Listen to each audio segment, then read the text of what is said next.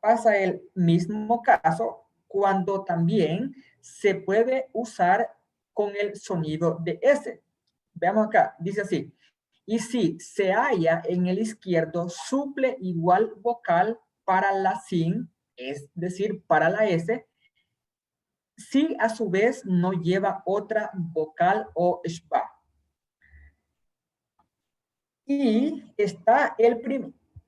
Y en esta palabra que tengo acá, vean acá, tengo una lamed y debajo de la lamed tengo una jirik. Aquí dice li.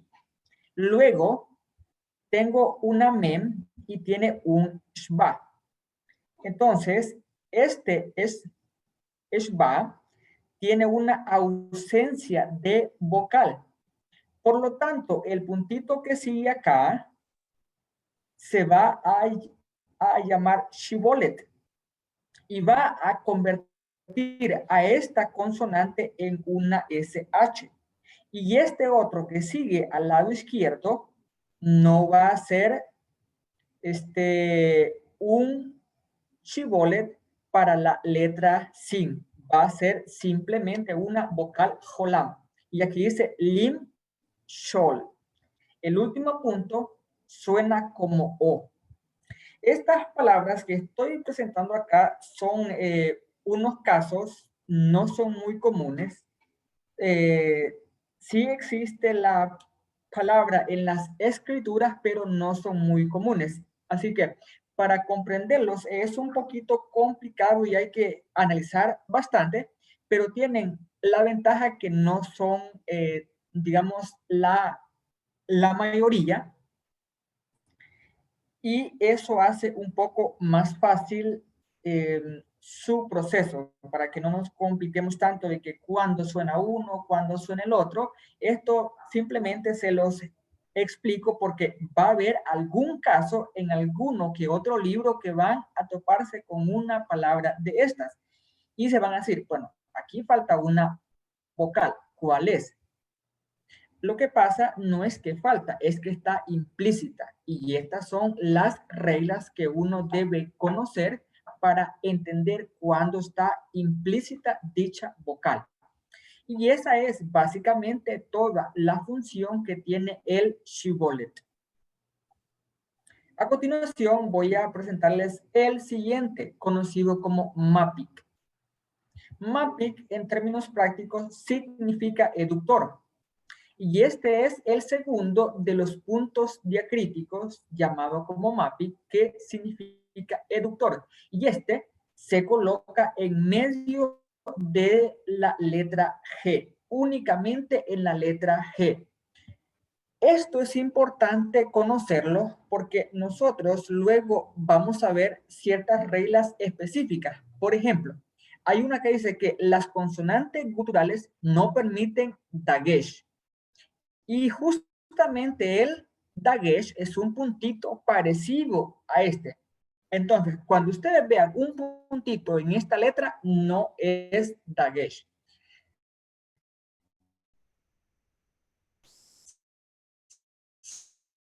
Se llama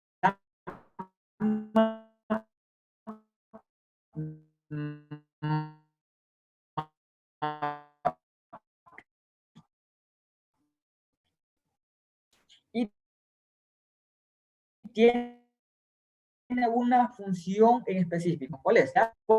En fin, vocalizar.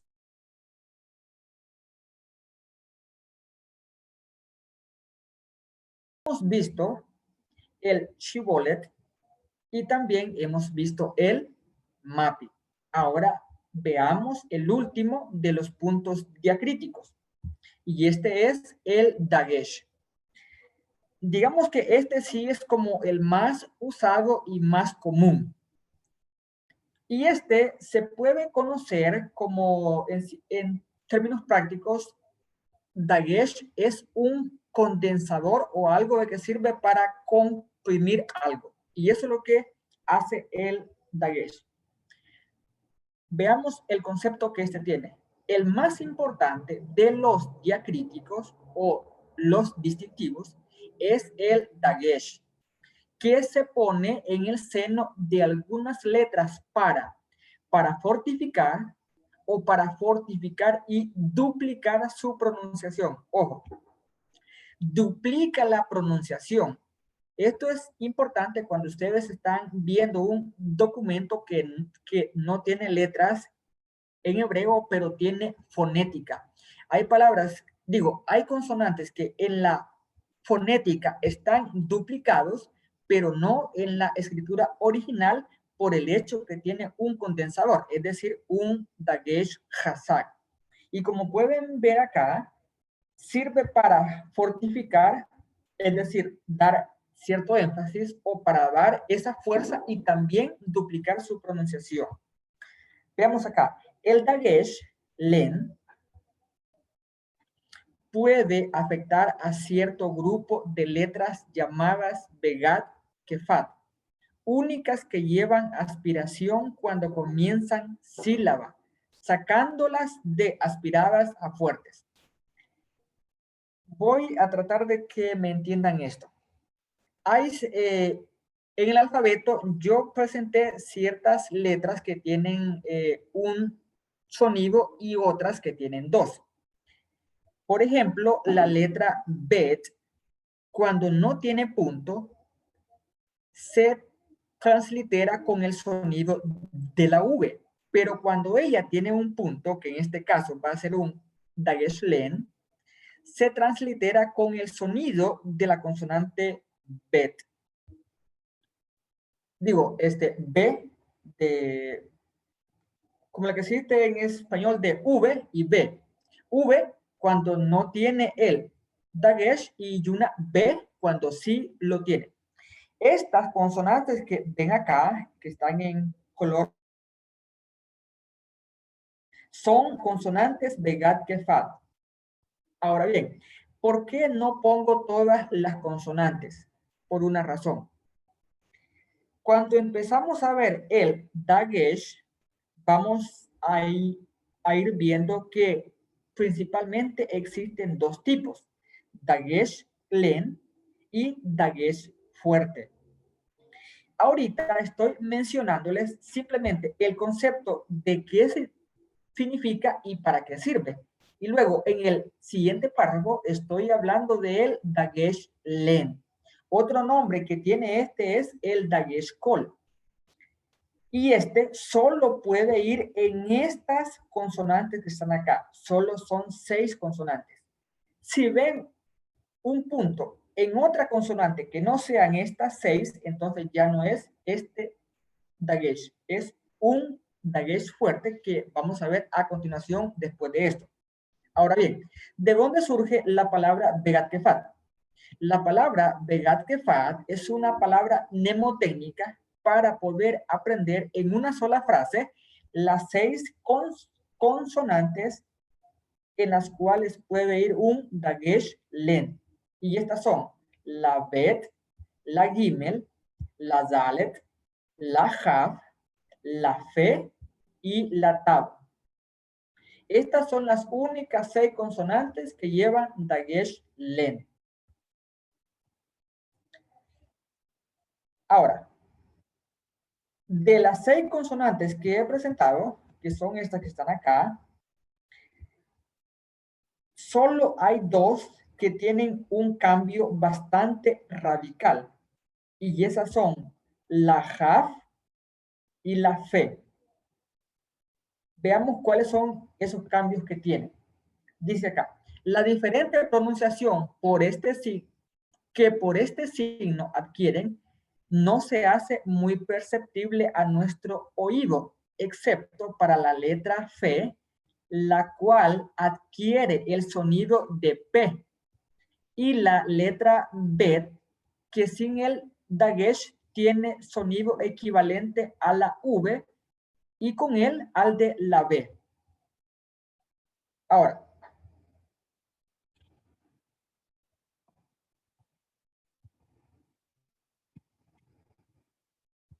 la letra F, cuando tiene un puntito al centro de ella, adquiere el sonido de la letra P. Esa tiene un cambio bien radical.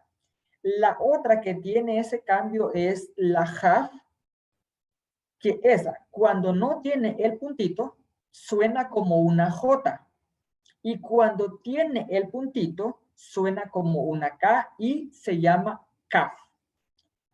La fe y la JAF son las únicas que cambian radicalmente.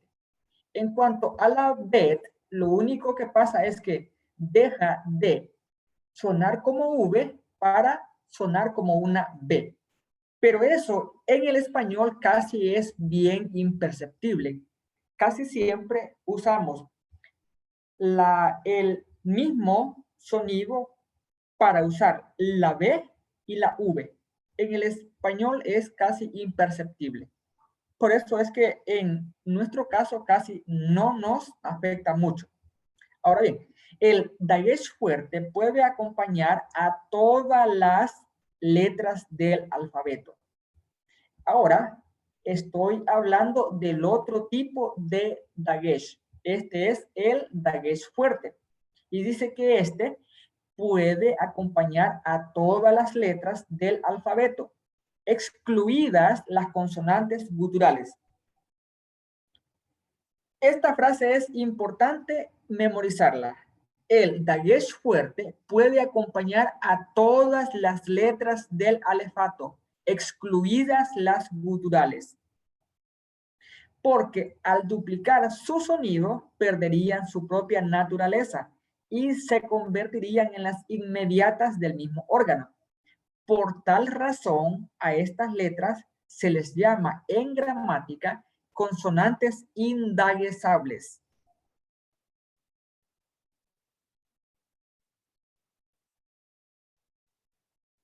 Bien, como pueden ver acá, aquí tengo una bet y en medio tiene un puntito.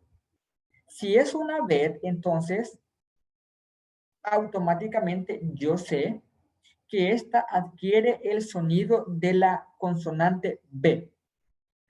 Dice así, en el tratado de las sílabas estudiaremos las reglas para conocer cuándo el dagesh de las letras Begat Kefat es len y cuándo es fuerte. Porque como ya lo dije anteriormente, el dagesh fuerte puede ir en todas las consonantes excepto las guturales. Eso implica que también puede ir en las consonantes Begat Kefat. Cuando ya estemos en la práctica, vamos a ver las reglas específicas para cada uno. Ahorita es solo un concepto general, pero estos pequeños conceptos son la clave para comprender cómo usar cada uno de estos. Puesto que por la explicación dada, se comprende que son susceptibles de uno y del otro. En este caso, este puede ser un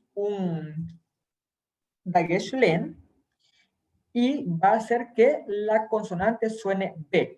Pero en otro caso podría ser que sea fuerte y se esté duplicando el sonido de la V. Y cuando dije que las consonantes guturales son la excepción, entonces son estas que están acá. A este grupo que están acá son las consonantes guturales. En la primera clase de la presentación vimos la clasificación de las consonantes por su origen, y por su origen aprendíamos que se clasificaban en guturales, paladiales, labiales, linguales y dentales. Pues aquí ya estamos haciendo uso de la primera categoría. Las consonantes guturales no permiten dagesh. Esa es una de las primeras cosas a tomar en cuenta.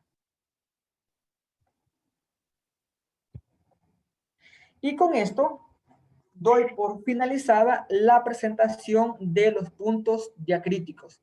Repito, esto solo es una presentación introductoria. Solo son unos pequeños conceptos que, aunque son un poquito confusos, son esenciales a la hora de estar estudiando cómo escribir. Así que no se compliquen si no los comprenden o que están muy complicados. Realmente son conceptos básicos que, para no colocar un montón de regla tras regla y otro, se condensan en un solo concepto y de esa forma es mucho más fácil presentarlos. Bien, y con eso he presentado los puntos diacríticos, los cuales eran el shibboleth, el mapping y el dagesh. Esos son los 3 puntos diacríticos que vamos a estudiar ya cuando estemos viendo la escritura. Y a continuación vamos a comenzar con los acentos. De estos voy a presentar solo los que son, digamos, los más necesarios porque sirven como punto, como coma y como cierto acento, nada más. Porque en realidad existen aproximadamente 48 signos que sirven para dar acentos. Pero ahorita solo voy a presentar los más necesarios y solo son 3, así que no se preocupen. Vamos allá. La última clase de puntos o mociones la constituyen los acentos, que estos expresan la eufonía o el tono y compás con que se pronuncian las palabras. Clasifíquense con arreglo a esta definición en acentos eufónicos y acentos tónicos, denominados también acentos retóricos y acentos gramáticos. Y estos son los 3 que presento a continuación: el PESIC, el MAKEF y el METEG. Aclaro, estos son acentos que sirven para expresar eufonía. ¿A qué me refiero con la palabra eufonía? Esta es una palabra combinada en el griego. Eu es bueno, buen o bien.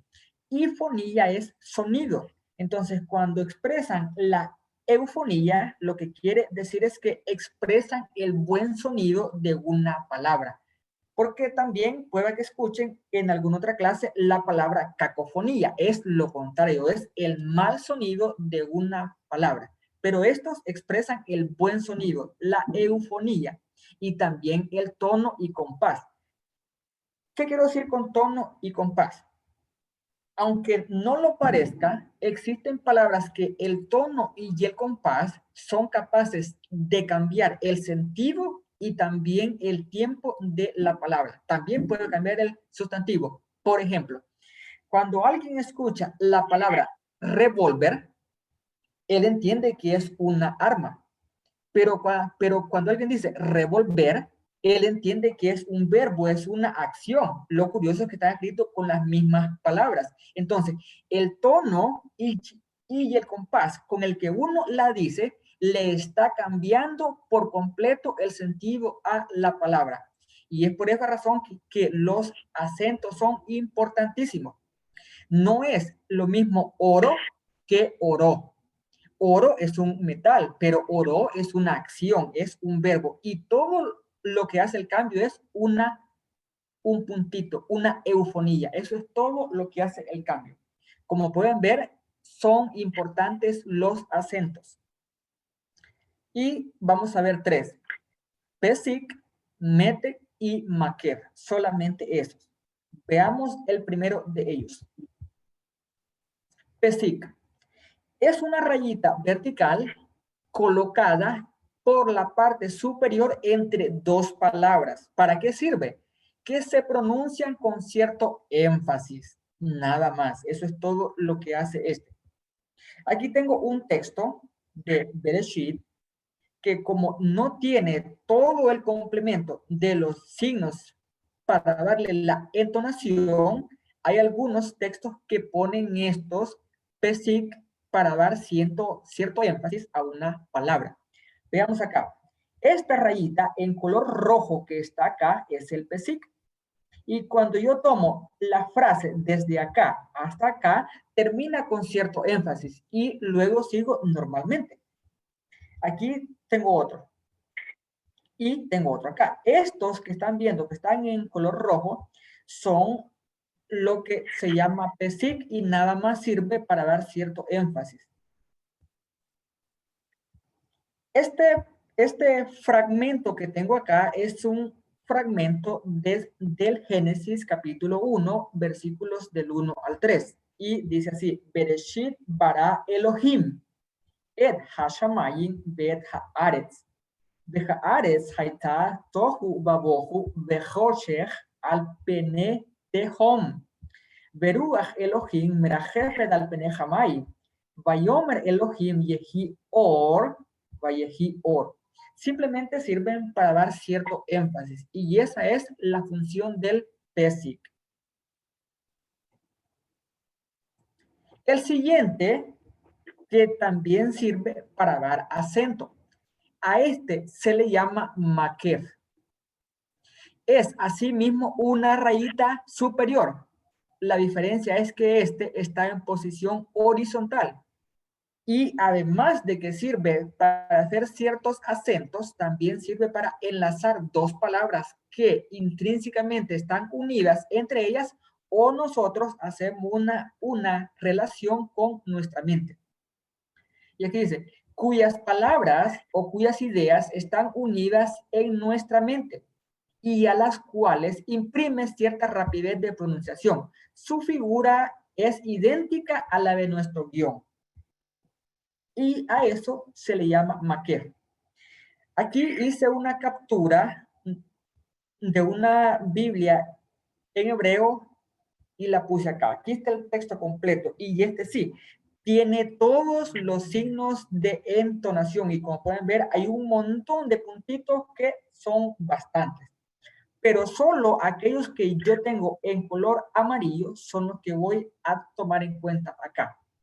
Como estoy hablando de el maquer, vean acá la primera frase. Esta que está en color amarillo, aquí en este espacio, como ustedes pueden ver, tiene una pequeña rayita horizontal. A esa rayita se le conoce como maquer.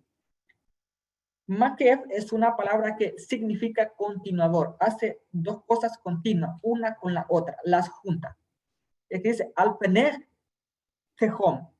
Luego aquí tengo otro, el mismo, alpené. Luego, Vallejí Or. Tengo otra vez, tengo una conexión rápida entre Vallejí y Or. El maquet, esto es lo que hace, unir palabras y dar cierto tono un poco más rápido a la sílaba anterior. Esa es la función principal del maquet. Voy a presentar acá un poquito más grandes las palabras. Vean esta acá. Tengo una anterior y luego está otra. Y al centro hay una pequeña rayita. Esta rayita es el maquer. Está uniendo las dos palabras. Veamos otra. Tengo la palabra Vayejí y luego or. Y en medio tengo un pequeño guión. Ese pequeño guión se conoce como maquer. Otra. Tengo la partícula al y luego pene. Y al centro otra vez le pongo un guión. Sirve para unir palabras y para cambiarles el acento. Luego vamos a ver cuándo y por qué se les cambia el acento. Y esa es básicamente la función principal del maquer.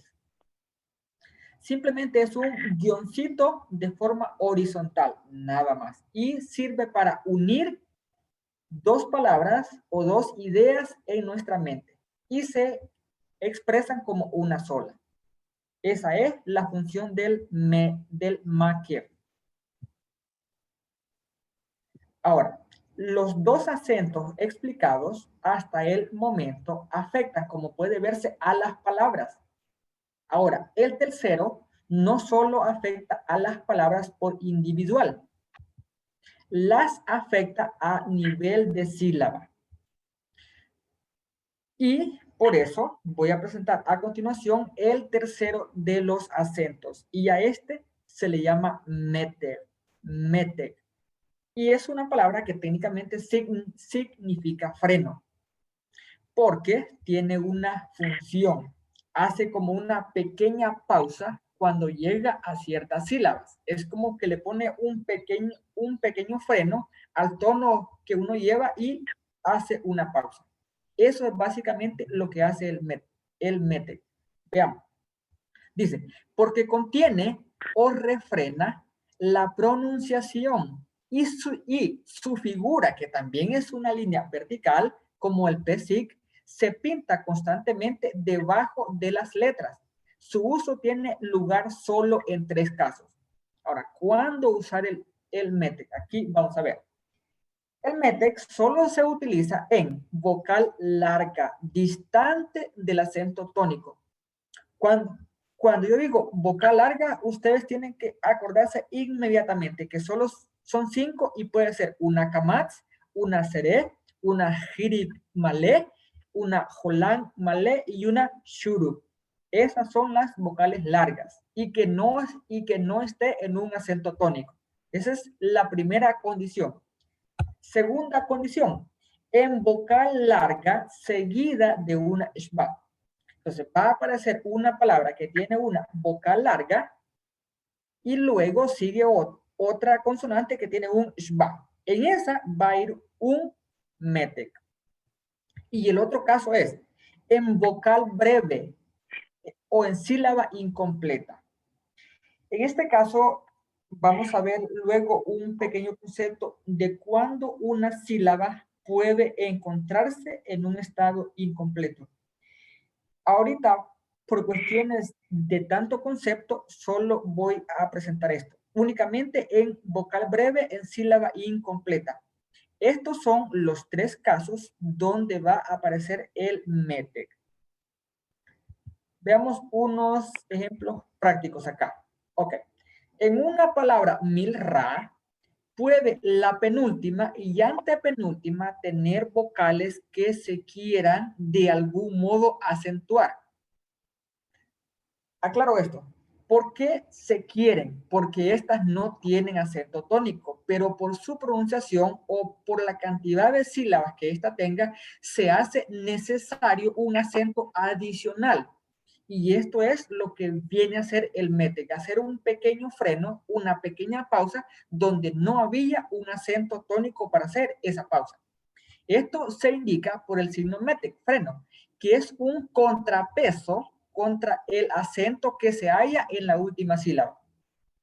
Imagínense que tienen una palabra que tiene 5 sílabas y el acento lo tiene hasta en la última sílaba. Para pronunciar las 5 sílabas es complicado. Entonces viene y se pone un cierto METEC para hacer 2 acentos, uno primario y uno secundario. Pues justamente esa es la función del METEC. Aquí tengo una palabra que he copiado del Génesis 1:6. Y dice así, Vayas Elohim et Harakia. Ok. No sé si pueden ver acá, pero aquí donde está la consonante G, hay una kamatz. Y a la par de esa kamatz hay un pequeño guioncito de forma vertical.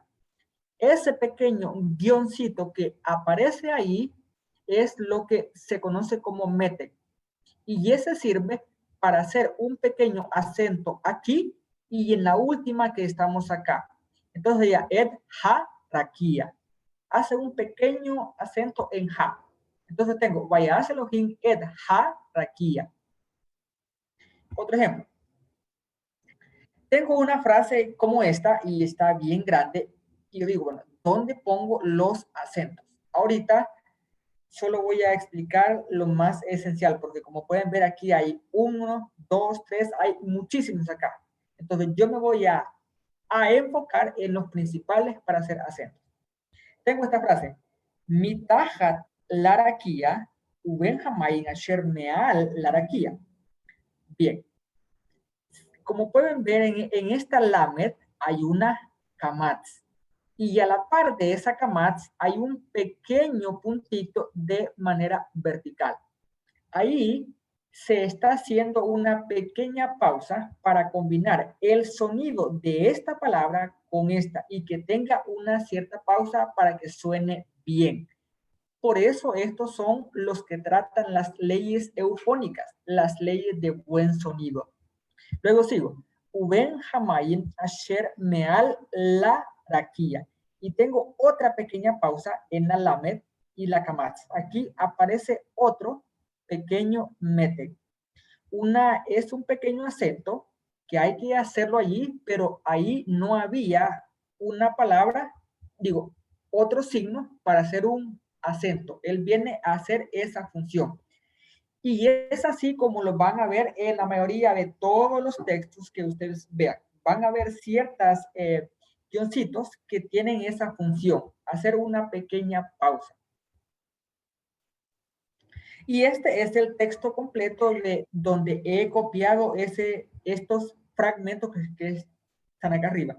Esto está en Génesis capítulo 1, versículos 6, 7 y 8. Pero los he tomado acá solo para presentarles que esto está esto lo van a ver de entrada en los libros de Torah en digitales. Aunque estén en digitales, tienen todo esto. Así que esto sirve para hacer acentos. Y por ahorita eso es lo que les voy a compartir de este tipo de acento. Bien, lo que he dicho lo voy a resumir acá en otro pequeño concepto para que lo puedan comprender de una forma más práctica. Dice acá, hemos dicho primeramente que se coloca en vocal larga distinta de un acento tónico. Eso es la primera condición que uno debe recordar. Luego, aclararles que el estudio de los acentos tónicos por su número y compilación lo vamos a reservar para clases posteriores. Así que no se preocupen si no entienden del todo esto. Yo solo quiero que se enfoquen en el primer concepto que está acá.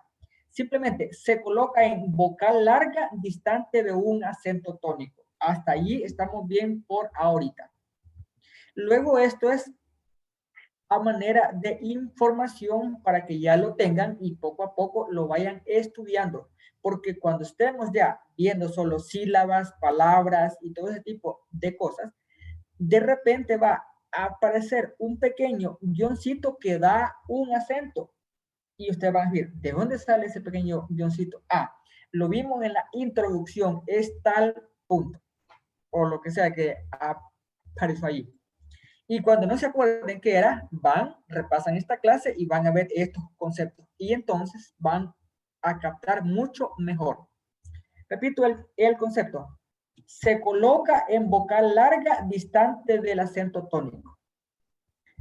Y los demás acentos, por su número y compilación, se van a reservar para clases posteriores. Pero en general, se pueden formar conceptos más o menos exactos, aunque sea por medio de una definición negativa, es decir, no se va a usar acá, pero puede llegarse a eso, diciendo que son signos o figurillas que no están comprendidas en lo que ya hemos visto y que indican la sílaba en que debe elevarse la pronunciación de la palabra. Ahora bien, ¿qué es lo que ya hemos explicado hasta acá? Toda aquella figura que no sea vocal larga, que no sea vocal breve y que no sea shba, va a tener la función de un acento. Eso es lo que quiere decir acá, que están comprendidas, que no están comprendidas en lo que ya hemos explicado, porque solo he explicado vocales largas, vocales breves y las shba. Si aparece otro punto que no es shba y que no es vocal breve, tampoco larga, entonces es un acento.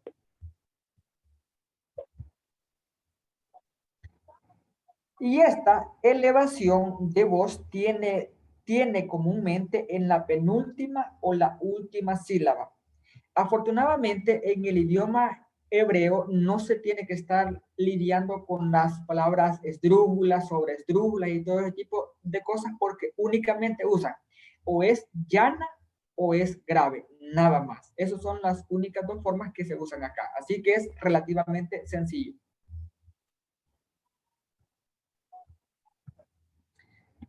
Y finalizo con el último concepto que tengo para esta clase. De aquí se infiere que cuando había más de una sílaba delante del acento tónico, La no inmediata a él, llamada por lo mismo distante, había que sufrir una pequeña pausa para no contradecir abiertamente las leyes de la locución hebrea. Y esta pausa se presentaba por medio del acento eufónico, mete. Si la sílaba constaba de vocal larga, porque si era breve, según veremos en el tratado respectivo, llevaba otra consonante final que venía a suplir el oficio del mete, retardando la pronunciación de la misma. Píntase igualmente este acento en la vocal larga seguida de un schwa para indicar que la consonante a que precede pertenece a la sílaba siguiente. Y finalmente en vocal breve en sílaba incompleta para cumplir ciertas leyes de cronometría silábica. Bien.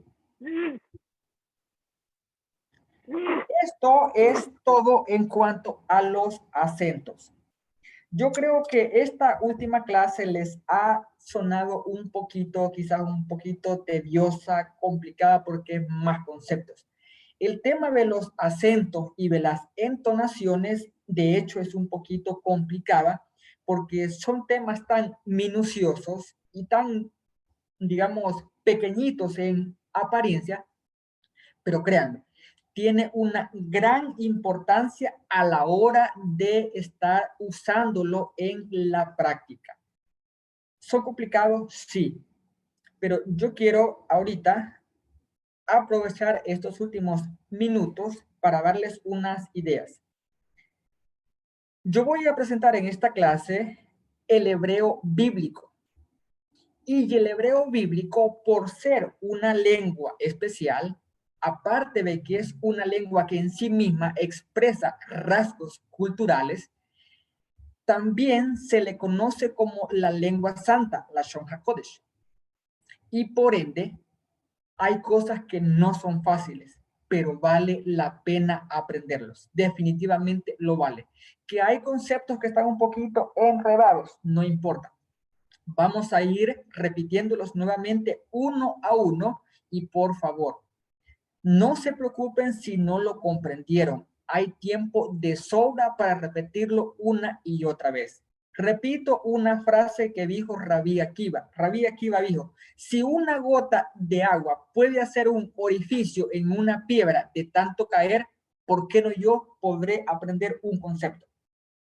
Ahorita hay conceptos que suenan totalmente extraños, pero es porque también hasta en castellano los desconocemos. Una de las formas más fáciles para aprender otro idioma es conocer el que ya usas. Pero si no conocemos ni el que ya usamos, ni cómo hacer cambios en el propio, entonces otro idioma se vuelve un poquito complicado. No obstante, merece la pena ponerle el esfuerzo respectivo a este. Otro concepto importante que quiero compartirles. Alguien dijo una vez, no desees que sea más fácil, desea ser mejor. Que sea la voluntad del Todopoderoso que todos tengan la disposición y el anhelo, que aunque sea un poquito complicado, ustedes no quieren que sea más fácil, quieren ser quieran ser mejores para poder aprenderlo. Y aunque alguien diga, las cosas más fáciles son mejores porque son más rápido, es cierto, no digo que no, pero aprendan de lo que dijo el santo maestro. Dijo que aquel que construye en la arena lo comparaba con una persona insensata, pero aquel que construía una casa sobre una roca lo comparaba a un hombre sabio. Analicemos un poquito eso. Si yo me pongo a hacer hoyos en una roca, me voy a ampollar las manos, me van a arder y no voy a pasar de quizá 1 centímetro por día. ¿Qué sentido tiene que yo le esté haciendo hoyo a una roca? Es más fácil irme a la pura tierra donde con una pala suavemente cavo y ya, listo, rápido hago todo. Pero a esa persona, el Mesías la comparó a una insensata. Entonces yo digo, ¿cuál quiero ser yo? ¿El que construye en una roca o el que construye sobre la tierra suave? Yo prefiero la roca. Y eso nos da la idea de que hay cosas que no se ve el avance, que son difíciles, que cuestan, pero no importa, porque cuando obtenemos el resultado buscado son cosas que duran por mucho tiempo. Porque yo les puedo decir personalmente que cuando en una edificación existe una capa rocosa, las construcciones son más difíciles, pero eso sí, requieren menos cimentación y por supuesto son mucho más resistentes, porque una vez fundadas, esas fundaciones difícilmente empiezan a dar fallas. Ahora bien, apliquemos esto a estos conceptos. Son conceptos que como que estamos haciendo una fundación en una roca, pero valga la pena. A esas personas el Mesías dijo, las comparo con gente sabia. ¿Por qué? Porque cuando ustedes aprendan esto, van a ser conceptos sólidos, conceptos bien fundamentados, que cuando alguien les pregunte o los cuestione, ustedes van a estar anclados a una roca, un concepto bien establecido. Pero si no lo aprenden y está muy aburrido, pues no pasa nada, pero cuando alguien los cuestione, pues también se les olvidó el concepto o en el peor de los casos, el concepto no existió porque no se lo aprendieron. Así que yo les ruego amablemente que estos conceptos tenemos que irlos practicando día tras día, porque de aquí en adelante vamos a practicar muchísimo escritura hebrea. Otro punto que quiero enfatizar es que el hebreo moderno es distinto al hebreo bíblico, no en la escritura, no en la cantidad de cosas que usa, sino que hay ciertas reglas que son distintas. El hebreo bíblico tiene unas cualidades que son únicas. Para aprender hebreo secular, uno puede hacerlo de forma práctica de entrada. Aprende a pronunciar, a repetir y sílaba más sílaba y ya empieza a hablar. Pero todos los que yo conozco, bueno, que he visto en libros y en videos y principalmente doctores expertos en esta parte recomiendan que para aprender hebreo bíblico es necesario bases bien definidas, conceptos bien sólidos, para que cuando ustedes empiecen a hacer interpretaciones de la Torá, sean conceptos que estén bien fundamentados. No sea que de repente yo creo que es así, no. O es así o no es así. Así que eso también lo recomiendan los doctores expertos en esta área. Hay que aprender conceptos bien fundamentados. Así que espero de que esta pequeña idea que yo les he dado les motive o les inspire a poder aprenderse estos conceptos, a repetirlos y aunque no los entienda, no importa. En su momento van a ver la utilidad que ellos tienen. Así que eso es todo lo que les quería compartir con respecto a estos últimos temas de los acentos y de los puntos. Así que si tienen alguna pregunta o una consulta, pues ahorita me la pueden hacer.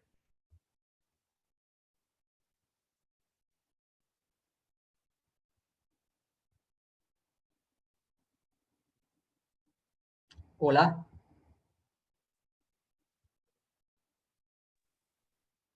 Shalom. ¿Todo bien? ¿Todo bien? Sí, sí, está bien. Vamos a repasar toda esta información. Pero sí, está claro. Está Ok. bien. Perfecto. No sé, los hermanos. Sí, o es que me quedé yo solo hablando aquí porque... Sí, lo estamos escuchando. Creo que siempre el More graba la clase y la comparte para poder repasar, porque a veces a la primera es un poco, bueno, Sí, bastante. sí, sí.